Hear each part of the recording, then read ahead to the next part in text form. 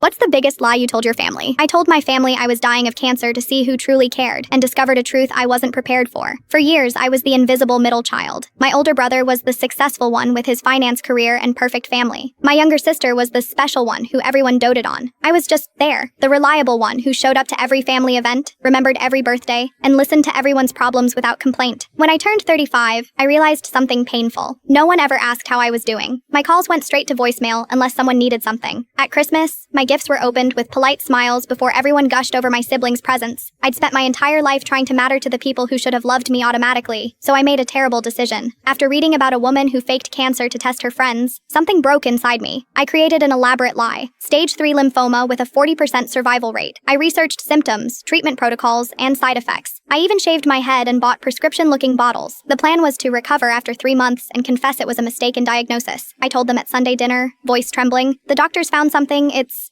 not good." I described the fake diagnosis, watching their faces carefully. My mother gasped. My father's hand shook as he set down his fork. My brother immediately started researching specialists. My sister sobbed into her napkin. For the first week, I was flooded with attention. My mother called daily. My father sent articles about experimental treatments. My brother offered to pay for a second opinion at Mayo Clinic. My sister brought homemade soup and sat with me for hours. For the first time, I felt truly seen. But by week 3, something shifted. My mother's calls became shorter. My father stopped sending articles. My brother's texts changed from, "How are you feeling?" to quick question about the family vacation plans. My sister visited less frequently, always with an excuse about being busy. By week 5, I was alone again. My chemo days passed with no visitors. When I mentioned feeling scared at family dinner, my mother quickly changed the subject to my nephew's soccer tournament. My brother checked his watch. My sister scrolled through Instagram under the table. The final blow came when I overheard my mother on the phone with her friend. "It's exhausting, honestly. Everything is always about her cancer now. We have lives too, you know." My own mother, complaining that my dying was inconvenient. That night, I made a decision. I staged a miraculous recovery. I told them my doctor had called. The latest tests showed the cancer was responding extraordinarily well to treatment. They were cautiously optimistic. Everyone seemed relieved, but not in the way I'd expected. There was no joy, just convenience. 2 weeks later, I announced the miracle. My cancer was in complete remission. The doctors couldn't explain it. My family's reaction? My father nodded and immediately changed the subject to my brother's promotion. My mother said, "That's wonderful, dear," before asking my sister about her dating life. No celebration, no tears of joy, just moving on. That night, I packed a suitcase. I left a letter explaining everything. The lie, why I did it, what I learned. I wrote that I forgave them but needed to find people who would love me properly. I moved across the country the next day. The aftermath was nuclear. My brother called me mentally ill. My sister posted a long rant about my emotional manipulation. My mother told relatives I'd always been attention-seeking. My father simply said he was disappointed. It's been 2 years. I've built a new family of friends who text just to say hello. My blood relatives still don't speak to me. They tell people I'm unstable,